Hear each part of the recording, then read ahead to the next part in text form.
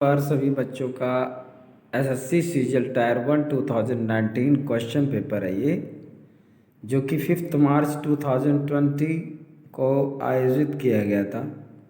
और English version है, पूरा इंग्लिश कॉम्प्रिहेंशन है। और इनको सॉल्व करने से आप में मुझे विश्वास है कि एक कॉन्फिडेंस ज़रूर आएगा। तो इसको हम लोग सॉल्व कर रहे हैं और यहाँ से आपको बेहतरीन एक अप्रोच मिलेगी इनको सॉल्व करने से। तो इसमें मैंने देखा कि बहुत ज़्यादा कोई क्वेश्चन टफ नहीं होता। अगर बच्चा सोच ले, मन में ठान ले, तो बड़ी आसानी से इसमें अच्छे नंबर ला सकता है और उसकी मेरिट भी बेहतरीन बन सकती है एसएससी सीजीएल में। ऐसा मेरा मानना है। अब लड़का उसको क्या अपना आइडिया से किस तरह सॉल्व करता है या किस तरह से प्रिपरेशन करता है, ये मैं नहीं बता सकता। थोड़ी सी मेहनत की ज़रूरत है। कुछ क्वेश्चन के लेवल को मेंटेन करने में उसको थोड़ा सा ध्यान देना पड़ेगा। तो चलिए देखते हैं क्वेश्चन क्या है। फिलहाल तो यहाँ थोड़ा सा मोटिवेशनल कुछ लाइंस लिखी हुई है, जो लिखा है कि खड़ा हिमालय बता रहा है, डरो न आंधी पानी में, और खड़े रहो अपने पथ पर सब कठिनाई तूफानी में।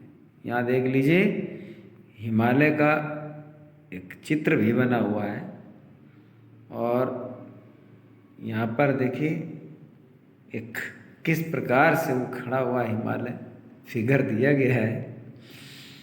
तो खड़ा हिमालय बता रहा है, डरो ना आंधी पानी में, खड़े रहो अपने पथ पर सब कठिनाई तूफानी में, और डिगो न अपने प्रण से, तो डिगो न अपने प्रण से तो सब कुछ पा सकते हो प्यारे।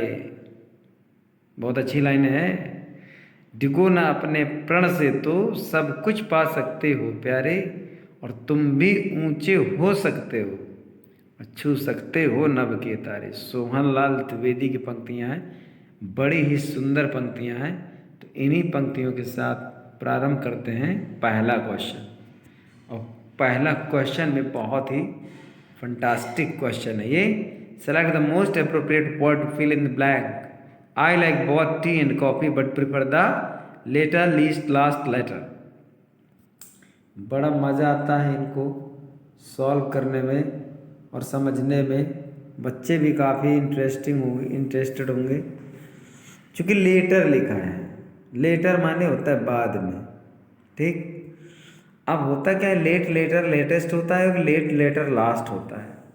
लेट की दो फॉर्म बनती हैं, जैसे गुड बेटर बेस्ट और वेल बेटर बेस्ट होता है, और जैसे नियर नियरर नियरेस्ट होता है और नियर नियरर नेक्स्ट होता है। ऐसे बहुत सारी स्ट्रीम होती हैं, फॉर्म्स होती हैं, जो उसी में कहीं ना कहीं छिपी होती हैं। तो अब ये एडजेक्टिव और एडवर्ब का मामला भी बहुत इंटरेस्टिंग है, पर वो डीपली चला जाए तो फिर मज़ा आता है। फिलहाल तो इस क्वेश्चन की तरफ देखते हैं। आई like both tea and coffee. मैं दोनों पसंद करता हूँ, चाय और कॉफ़ी, बट प्रिफर, लेकिन अधिक पसंद करता हूँ किसको, द लेटर माने बाद में, बाद वाला नहीं, बाद में। लीस्ट माने सबसे कम होता है, सो क्वेश्चन से नहीं बनेगा। लास्ट बन सकता है लेकिन गलत, लास्ट आएगा नहीं। लेटर सही है, लेटर माने बाद वाला। और यहाँ पर हो जाएगा बट प्रीफर द लेटर, बाद वाले को ज़्यादा पसंद करता हूँ। यहाँ पर समझने वाली बात है। लास्ट भी सोच सकता है लड़का लास्ट आएगा, लेकिन लास्ट टू में नहीं आता। जब दो से अधिक होते हैं तब लास्ट आता है। जब दो होते हैं तो लेटर आता है कंपैरेटिव फॉर्म में, और कंपैरेटिव डिग्री दो के साथ ही प्रयोग की जाती है। तो लास्ट का कोई चांस नहीं, लीस्ट का और भी चांस नहीं, लेटर का तो कोई मतलब ही नहीं बनता। तो यहाँ पर आएगा डी नंबर ऑप्शन, लेटर। तो यहाँ पर आप भरेंगे latter, LATTER, latter. Next question की तरफ चलते हैं। क्वेश्चन है, select the correct passive form of the given sentence. मैं वही तो बोल रहा था कि अगर ये वाले क्वेश्चंस आते हैं एसएससी सीजन में, नॉट वेरी टफ, बहुत इजी रह जाता है। They offered me A chair was offered by me by them, a chair was offered to me by them, a chair was offered to me by them। ये पहला सही हो सकता था बट इज लगा है इसलिए सही नहीं है। I was offered a chair by them, ये सही हो सकता है अगर दूसरे नीचे सही नहीं है तो। I offered a chair to them, गलत। A chair was being offered, being का कोई काम ही नहीं है इसलिए पहला इज की वजह से गलत। C number I offered active sense में ही दिया इसलिए गलत, और डी नंबर कंटिन्यूस फॉर्म में दिया इसलिए गलत। इसलिए आपके पास सिर्फ 4 बचता है बी का, इसलिए बी वाला सही है। इसके बाद चलते हैं question number 3। Select the most appropriate meaning of the given idiom a bed of roses. Intermediate की बुक के अगर आ जाए फिर लड़का ना कर पावे जो पढ़ के गया है तो फिर क्या है, क्या कहा जाए उसको। अ प्लेजेंट परफ्यूम, तो परफ्यूम की बात कर रहा है, बेड ऑफ रोजेस का इडियम जैसा क्वेश्चन ही नहीं है। An easy and happy situation, it may be, लेकिन देखने के बाद। अ डिफिकल्ट पथ, एक कठिन रास्ता, मतलब ही नहीं। अ बेड ऑफ रोजेस का मतलब गुलाबों का बिस्तर, और गुलाबों का बिस्तर का मतलब कोई इजी एंड हैप्पी सिचुएशन, बहुत आसान पोस्ट कोई होती है, बहुत comfortable situation. Valley full of flowers, फूलों से भरी हुई घाटी। डी नंबर आएगा नहीं, सी नंबर का कोई मतलब ही नहीं है, और ए नंबर भी कोई मतलब नहीं। ऑप्शन करेक्ट है आपका बी, बी नंबर ऑप्शन है। An easy and happy situation को ए बेड ऑफ रोजेस कहा जाता है। नेक्स्ट चलते हैं question 4। Select the most appropriate meaning of the given idiom. Close fisted person, ये इंटरमीडिएट की बोर्ड परीक्षा में पूछा जा चुका है। क्लोज फिस्टेड पर्सन का हम अगर डायरेक्ट सेंस लगाएं तो डायरेक्ट सेंस इसका निकल आता है क्लोज फिस्टेड। फिस्ट माने मुट्ठी, क्लोज माने बंद, पर्सन मुट्ठी बंद रखने वाले व्यक्ति को कंजूस व्यक्ति कहा जाता है। जिसकी कहते नहीं, तमाम लोग कहते अरे उसकी तो मुट्ठी नहीं खुलती है, अर्थात एक सिक्का भी नहीं देता। स्ट्रॉन्ग पर्सन गलत है, नहीं होगा। काइंड पर्सन माने दयालु आदमी, नहीं होगा। क्रूएल पर्सन निर्दयी आदमी, नहीं होगा। आपका ऑप्शन सही होगा सी नंबर, यानी अ माइजरली पर्सन, एक कंजूस व्यक्ति। ठीक, सी नंबर करेक्ट है। आगे चलते हैं। 5वां नंबर है select the correct in that form of the given sentence. What a good idea Seema remarked. Remark जैसे आ गया है तो रिमार्क को हम क्या कर सकते हैं, क्योंकि सेंटेंस तो एक्सक्लेमेटरी है और एक्सक्लेम्ड और टोल्ड और सेड लगा है, तो टोल्ड और सेड को नीचे दोनों कैंसिल कर दो। अब आते हैं एक्सप्लेन वाले में, और यही टेक्निक होती है उतनी जल्दी क्वेश्चन के आंसर को सेलेक्ट करने की। फटाफट कोई ऐसा क्लू देखो जहाँ से पता चल जाए कि यहाँ सही हो सकता है और जहाँ से पता चल जाए कि यहाँ से गलत हो सकता है। तो टोल्ड वाला कैंसिल, सेड वाला कैंसिल, बाकी उसमें वो कोई पार्ट देखने की जरूरत नहीं है। Seema explain that the idea is good, यहाँ से कैंसिल, तो फिर आप बिना कुछ सोचे समझे आँख बंद करके आपको बी सेलेक्ट करते हो। बाकी रिमार्क्ड और एक्सप्लेन में दिमाग लगाने से कोई फ़ायदा परीक्षा में, वहाँ कंपटीशन में होता नहीं है।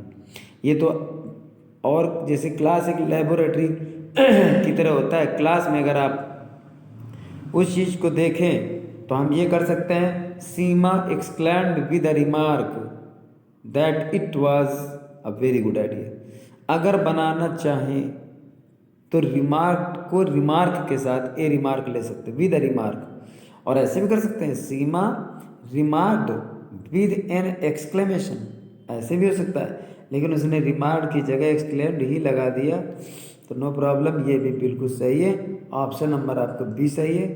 बिना टाइम गंवाए आगे बढ़ते हैं। आपका नंबर 6 है, in the sentence identify the segment which contains the grammatical error. Grammatical error का मैटर बहुत ही जबरदस्त होता है। Modern man is completely engross in the mad pursuit of material pleasures and luxuries. आधुनिक आदमी पूरी तरह से मटेरियल प्लेजर्स माने भौतिक सुख और सुविधाओं का पीछा करने में पागल होकर बिजी है। मतलब इन द मैड परस्यूट माने पागलपन की, परस्यूट माने इच्छा में बिजी है। अब बिजी है मतलब इनग्रॉस, इनग्रॉस माने तल्लीन होना, व्यस्त होना। इनग्रॉस एक वर्ब है, यही पार्ट आपका गलत है। इसमें जानते क्या होना चाहिए था, इसमें होना चाहिए था इन, यानी ENGROSSE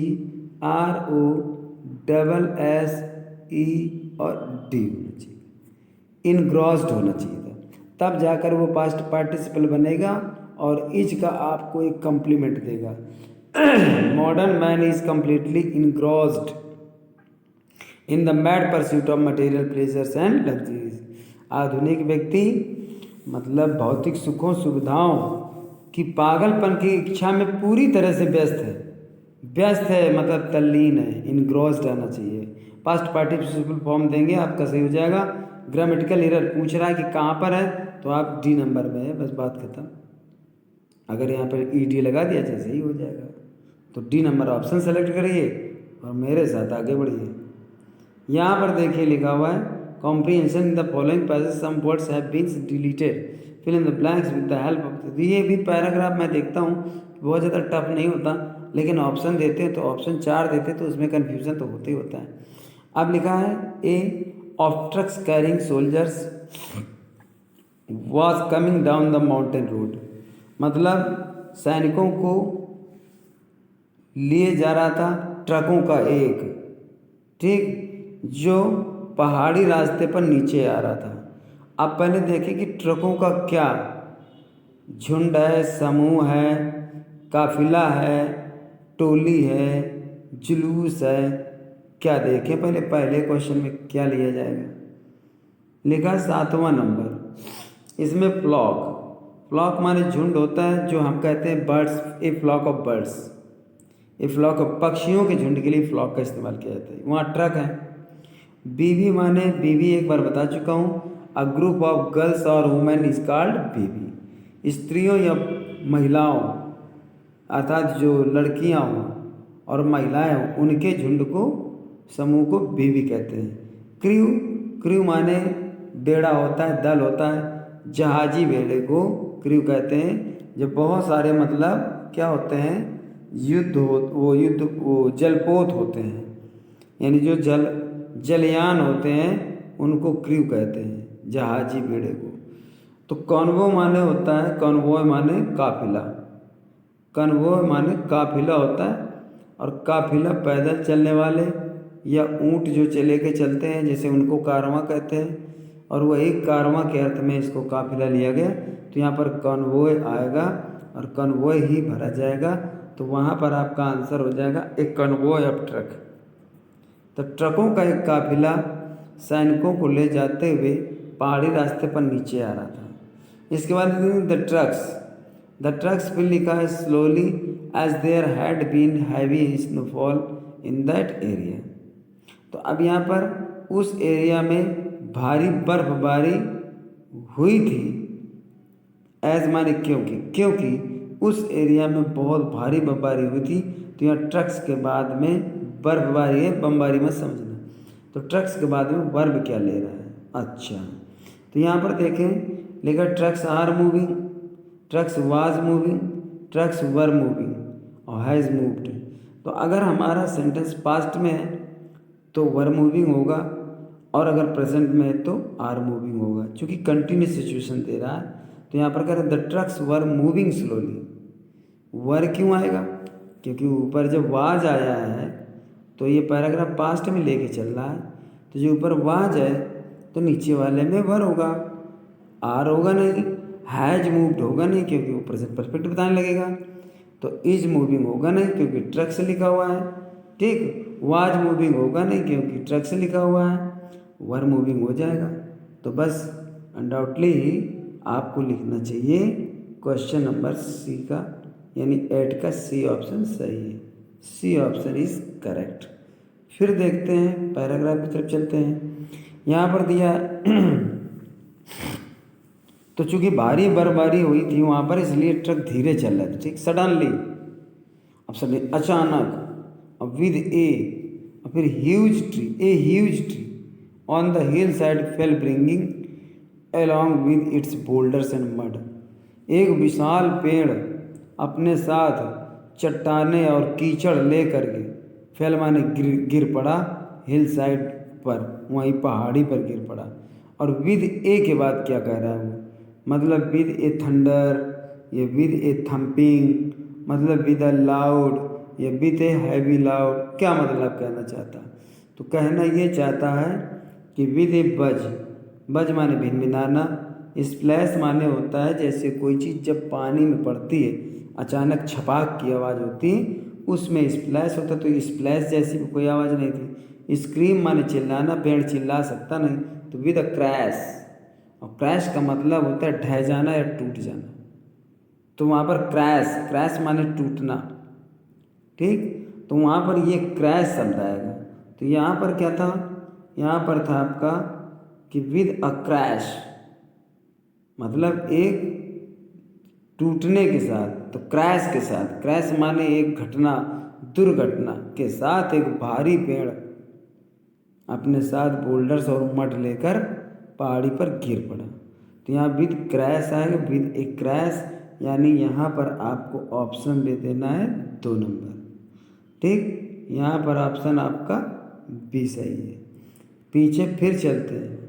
तो with a crash a huge tree on the hill side fell bringing along with it boulders and mud. अब फुल स्टॉप लगा, यहाँ चौथा है। Pilgat the driver of first truck, यानी पहले ट्रक के ड्राइवर ने स्टॉप्ड इन टाइम, समय से गाड़ी रोक दी। तो पहले देख लेते हैं तब आगे बढ़ेंगे। तो अब यहाँ द ड्राइवर, अब ये तो सेंटेंस पूरा लग रहा है, आगे कोई एडवर्ब होना चाहिए, बिल्कुल एडवर्ब है पक्का। Select the most appropriate problem. तो अब लॉजिकली, लॉजिकली माने तार्किक रूप से, सिमिलरली माने उसी प्रकार से, फॉर्चुनेटली माने भाग्य से, मैजिकली माने जादुई ढंग से। तो अगर वहाँ पर लिखा है कि जादुई ढंग से ड्राइवर ने समय से ट्रक रोक दिया, तो जादुई ढंग से कैसे रोक दिया? जादू जानते, जादू जानते तो उड़ा नहीं देते। लॉजिकली माने कोई लॉजिक लगा के नहीं, वहाँ क्या लॉजिक लगना है आगे भैया पहाड़ी टूट रही है, पेड़ गिर रहा है, वो क्या लॉजिक लगेगा? और सिमिलरली माने उसी प्रकार से, अगर पीछे कोई काम उसने एक प्रकार का किया हो फिर दूसरा उसी प्रकार का कर रहा हो तो सिमिलरली। तो यहाँ भाग्य से, ये तो किस्मत की बात है कि समय से उसने रोक दिया, इसलिए option C is correct, undoubtedly बिल्कुल करेक्ट है। तो अब देखते हैं हम आगे।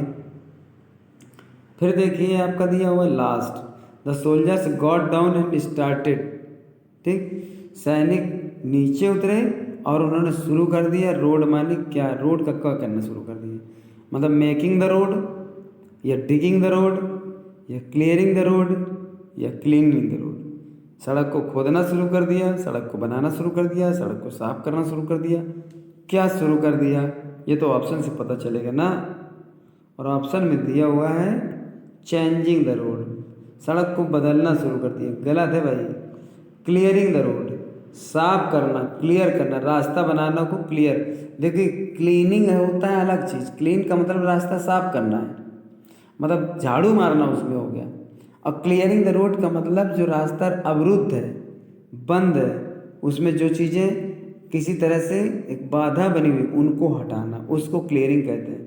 तो अभी तक तो 20 सही है। अल्टरिंग माने बदलना होता है, मूविंग माने गति करना है, चलना होता है या हटाना होता है। अब रोड हटाई तो नहीं जा सकती ना, साफ की जा सकती है, इसलिए इसमें भी ऑप्शन आपका बी सही है, बिल्कुल बी सही है।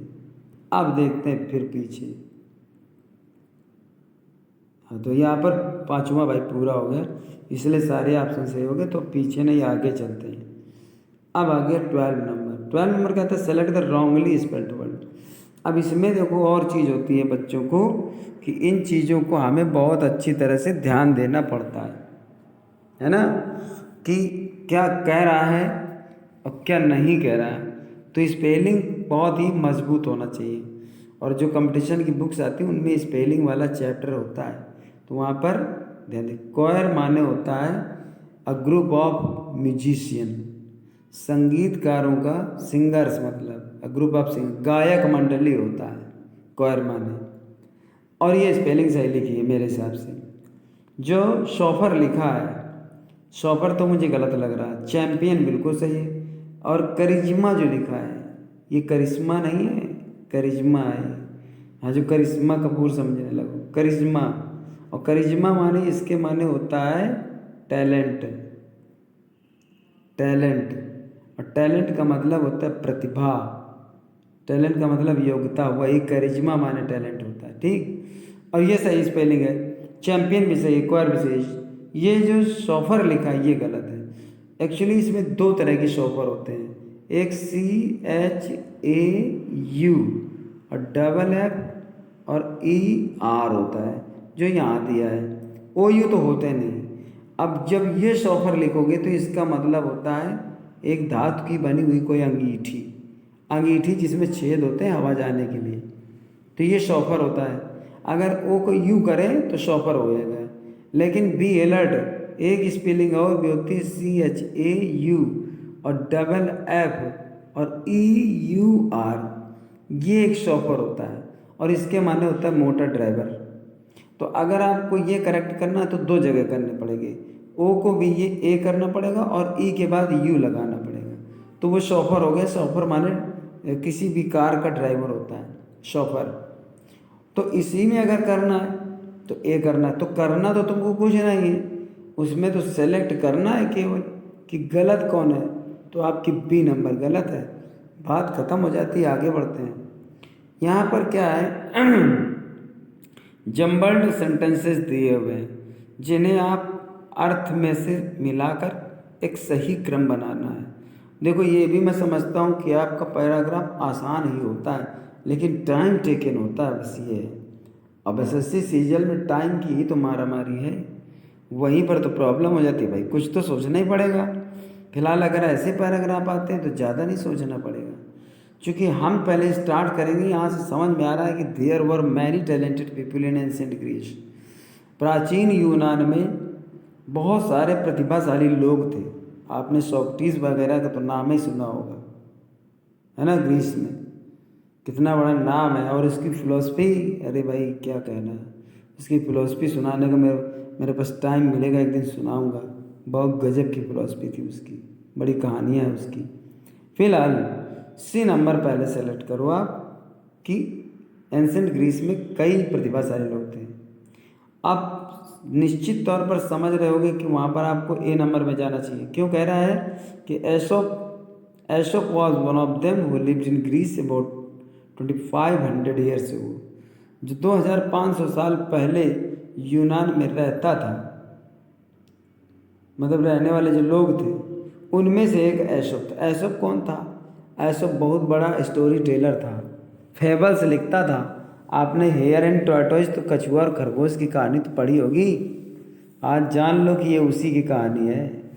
अब समझो ज़रा, आज भी उसका मोरल चलता है, slow and steady wins the race.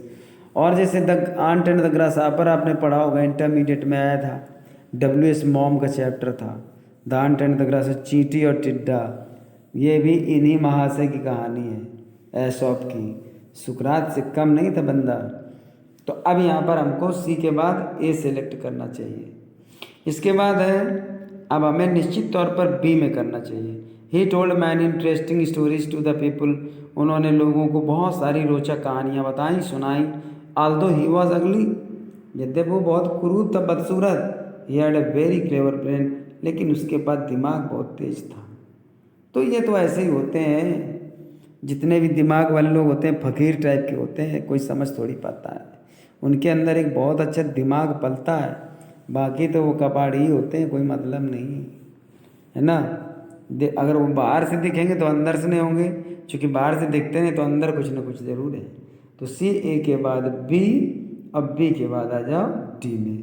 तो ऑप्शन जहाँ मिल जाए वही उठा लो, CABD कहीं मिल ही नहीं रहा। CA और B और D,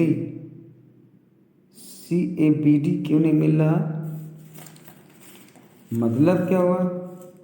CABD, यहाँ पर CABD, भाई देखो यहाँ ऑप्शन आपका गलत जा रहा है। CABD होना चाहिए, CABD इसमें शायद टाइप करने में मिस्टेक हुई है कहीं ना कहीं पर। CABD होना चाहिए। समझ में आ रहा है ना आपको? और CABD में आपका ऑप्शन यहाँ पे उल्टा हुआ है, कहाँ पे? C नंबर वाले में। तो कोई तकलीफ की बात नहीं है, इसको आप ये वाला मान के चलो। तो ऑप्शन टाइपिंग में मिस्टेक हुई तो वो मेरी गलती है। हाँ, लेकिन ये है कि CABD होगा, वहाँ DB करना था और वो BD हो गया है। ठीक, तो CABD, CADB नहीं होगा। चूँकि देखो, there were many talented people in ancient Greece, Aesop was one of them. अब यहाँ पर हम ये करेंगे कि आल्दो अगर हम ये कर दें, यद्यपि वो बदसूरत था, वो बहुत क्लेवर ब्रेन था, ही टोल्ड मैनी, तो आपको जब हम कह देंगे कि 2500 वर्ष पहले यूनान में जो लोग रहते थे उनमें से वो एक था और उसने लोगों को बहुत सारी कहानी सुनाई। तो जो कंक्लूजन टाइप का सेंटेंस है, कंक्लूजन समझते हो ना, निष्कर्ष बताने वाला एक, मतलब आफ्टर ऑल वो क्या था, तो आफ्टर ऑल वो क्या था? बदसूरत था लेकिन दिमाग बहुत तेज था। तो वो उसकी क्वालिटीज़ हमने पहले बता दी और फिर इसके बाद उसका कंक्लूजन दे दिया। तो डी लास्ट में आना चाहिए, CABD होना चाहिए। ठीक है, फिलहाल आगे बढ़ते हैं। इसके बाद sentence number 14, the diver grammatical, हाँ, नो इम्प्रूवमेंट कह रहा है। Word of the given sentence, if no substitution required select no improvement. तो देखते हैं, अगर इसमें कोई इम्प्रूवमेंट नहीं होगा तो कोई प्रॉब्लम नहीं है। The diver dive in the pool लिखा हुआ है ना, dive in the pool from, आप जानते हो जब किसी सब्जेक्ट में और किसी ऑब्जेक्ट में जब मूवमेंट होता है तो उसमें प्रीपोजिशन इनटू आता है, बहुत ही कॉमन चीज़, छोटे बच्चे जानते हैं। डाइव माने गोता लगाना होता है और डाइवर माने गोताखोर हो गया। तो द डाइवर, ये ड्राइवर नहीं है, ध्यान से देखिए, डाइवर है। The diver dive in the pool from. अब इसमें ग्रामेटिकल एरर कहाँ पे है, तो क्या रिप्लेसमेंट होगा? कोई इम्प्रूवमेंट दे सकते हो, दे दीजिए। डाइव्ड एट नहीं होता है, डाइव्ड एट द पूल नहीं होगा, ठीक है ना, क्योंकि डाइव्ड आता है तो हमेशा इनटू आता है। नो इम्प्रूवमेंट का कोई सवाल नहीं है, डाइव्ड इनटू होगा। चूँकि पूल तालाब, तालाब में जब गतिमान होकर कोई वस्तु किसी चीज़ के अंदर जाती है तो इनटू होता है। तो यहाँ पर आपको लिखना पड़ेगा dived into the pool, option number C सही है। ठीक है, डाइव्स होगा नहीं, ठीक, मतलब गोता लगाता है नहीं, ज़्यादातर ऐसे सेंटेंस पास्ट में ही बनते हैं। Dived into the pool from a great height, एक बड़ी ऊंचाई से उसने, गोताखोर ने तालाब में गोता लगाया। तो यहाँ पर ऑप्शन C सही है। इसके बाद given below are 4 jumbled sentence, out of the given option pick the one that gives their correct order. तो यहाँ पर करेक्ट ऑर्डर आपको लेना है, ठीक है।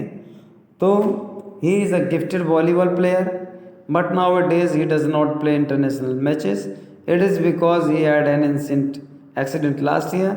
संजय इज़ माई बेस्ट, अब यहीं से स्टार्ट करो। Sanjay is my best friend, ठीक, मतलब संजय मेरा सबसे अच्छा मित्र है। दूसरा, he is a gifted volleyball player, वो ईश्वर का दिया हुआ एक वॉलीबॉल प्लेयर के रूप में वरदान है। अब यहाँ पर हम लिख देंगे but now a days he does not play international match, लेकिन आजकल वो इंटरनेशनल मैच नहीं खेलता। इट इज़ बिकॉज, चूँकि देखो अब यहाँ पर देख रहे रीज़न, और रीज़न यही है, एक कंक्लूसिव इफेक्ट दिया इसने कि it is because he had an accident last year, ये इसलिए क्योंकि लास्ट ईयर एक एक्सीडेंट हो गया था। तो डी, फिर ABC, और DABC आपका D नंबर में है, ऑप्शन सेलेक्ट करिए D और आगे बढ़िए। फिर 16 नंबर है, select synonym of the given word. अब रिटेन का सिनोनिम चाहिए आपका, ध्यान रखिए सिनोनिम है, तुमको क्या ध्यान रखना है, ज़्यादातर मुझे ध्यान रखना है। वो कारण ये है कि पिछली बार मैं उल्टा बता गया था तो इसलिए मैं ही ज़्यादा ध्यान रखूँ, बच्चे तो मुझसे ज़्यादा अलर्ट रहते हैं, मुझे पता है। तो अब हो जाता है कभी कभी, नींद में था उल्टा हो गया, लेकिन कोई बात नहीं, आज मैं बिल्कुल फ्रेश हूँ। और यहाँ पर सिनोनिम का रिटेन का सिनोनिम ही बताऊँगा, क्योंकि रिटेन माने होता है कायम रखना, कायम रखना, और कायम रखना का मतलब होता है बनाए रखना, ठीक है। तो कन्वे माने पहुँचाना होता है, रिगार्ड वगैरह, रेस्पेक्ट वगैरह, प्रेम प्यार है, जैसे convey my love, convey my regard, convey my, ऐसे करके होता है। कन्वे माने ले जाना या पहुंचाना होता है। डिस्ट्रॉय माने नष्ट करना होता है, रिटेन से कोई मैच नहीं है। मेंटेन माने बनाए रखना, गेन माने लाभ लेना। समझ में आ गया होगा, ऑप्शन सी सही है। मेंटेन माने बनाए रखना होता है, तो कायम रखना है, बनाए रखना वही होता है। तो ये रिटेन का सिनोनिम है मेंटेन। इसके बाद है 17 number, select synonym of the given word. Expensive, और एक्सपेंसिव का मतलब होता है महंगा। माइल्ड माने विनम्र होता है, हल्का होता है माइल्ड माने, पोलाइट कह सकते हो माइल्ड माने। सोबर माने सीरियस होता है, गंभीर। जेंटल माने सज्जन होता है, भला आदमी। और डियर माने महंगा, इसके माने प्यारा भी होता है, और डियर माने महंगा भी होता है। और महंगा का मतलब है कीमती, इसलिए ऑप्शन सही होगा आपका डी। इसके बाद चलते हैं आगे। 18 नंबर है, select the most appropriate word to fill in the blank. He tried to my ring. अब उसने मेरी अंगूठी को क्या करने का प्रयास किया? Style, steel, steel, steel. ऊपर जो लिखा है स्टील, स्टाइल, इसके माने होता है कोई सुई या सूचक, जैसे किसी यंत्र का सूचक होता है, सुई होती है उसमें। कोई स्टेपलाइजर वगैरह जानते हो, देखते हो, मीटर, अमीटर, वोल्ट मीटर, ये जो होते हैं उनमें सूचक होता है, सूचकांक होता है, उसको स्टाइल कहते हैं। स्टील, स्टील एक कंजंक्शन है, स्टील एक प्रीपोजिशन भी है। तो स्टील यहाँ पर जैसे हम देख लें कि स्टील जो आपका आया है, इसका कोई मतलब नहीं। स्टील माइरिंग क्या होता है?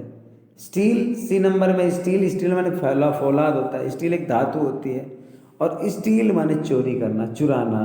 तो यहाँ पर ऑप्शन आपका D, he tried to steal my ring.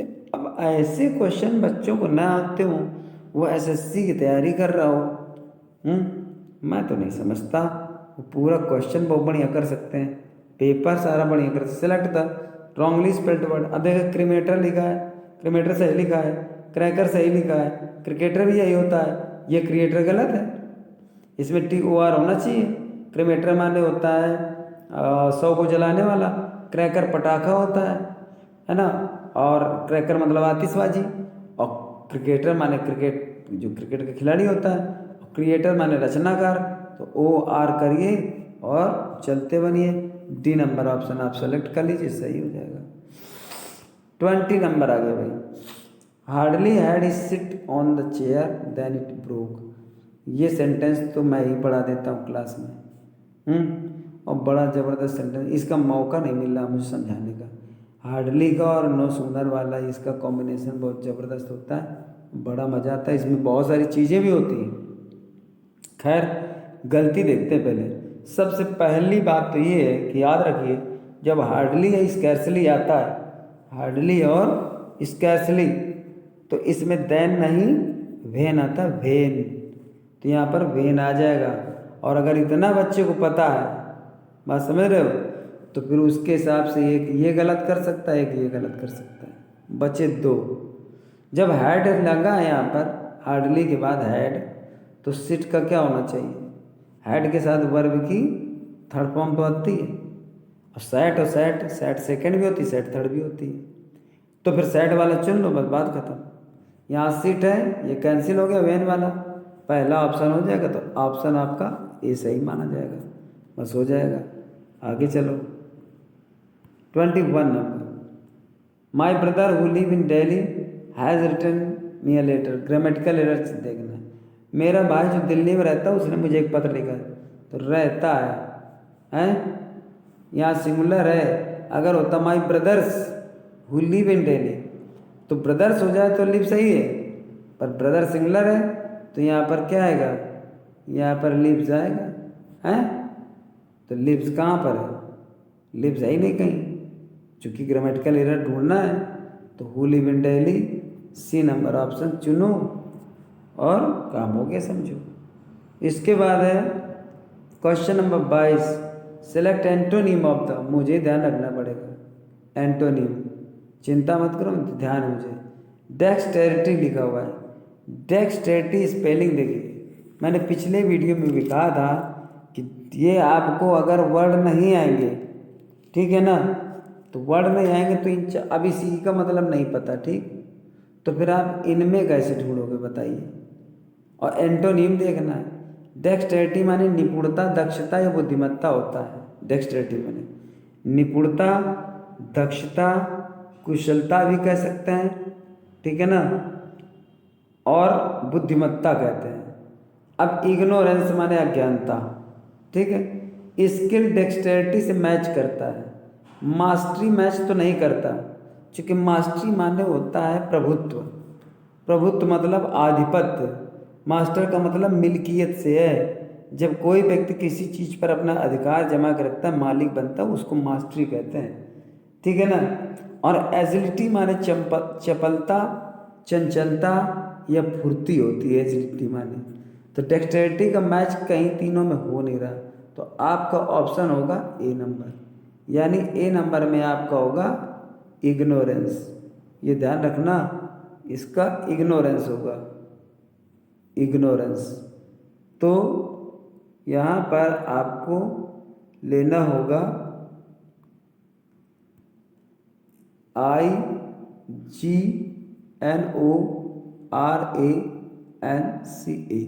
Ignorance. तो आपका ए ऑप्शन सही हो जाएगा। आगे बढ़ते हैं, क्वेश्चन नंबर 23 है। क्वेश्चन नंबर 23 में लिखा है select the word which means the same as the group of words given. Incapable of paying debts, pay debt माने होता है कर्ज अदा करना, इनकैपेबल माने होता है असक्षम, अयोग्य, असमर्थ जिसको कहते हैं। तो कर्ज चुकाने में जो असमर्थ हो जाता है उसको सरकार क्या करती है, दिवालिया घोषित कर देती है, दिवालिया। ऑब्सोल्यूट माने होता है आउटडेटेड, अप्रचलित, अप्रचलित कर दिया जाता है। जो कर्ज चुकाने में असमर्थ हो ये गलत है। अप्रचलित वो होता है जो आउटडेटेड कोई चीज़ होती है, मतलब which is not in use, जो यूज़ में ना हो, वो ऑब्सोलीट है। तो ए नंबर होगा नहीं। इंसॉल्वेंट माने होता है वही जिसको हम बैंकक्रप्ट भी कहते हैं, बैंकक्रप्ट माने भी दिवालिया होता है, ठीक है। तो इंसॉल्वेंट सही है। करप्ट माने भ्रष्ट होता है, एक्स्ट्रावेगेंट माने खर्चीला होता है। इनका कोई मैचिंग नहीं है, करेक्ट ऑप्शन आपका बी है। इसके बाद है 24, select one word for the following group of words. One who loves his country, अरे कितना सरल है, आसान कितना है। वो व्यक्ति जो अपने देश से प्रेम करता है, कॉन्स्पिरेटर, कॉन्स्पिरेटर माने षड्यंत्रकारी होता है। पैट्रियट माने क्या होता है, जान गए होंगे कि क्या सही है।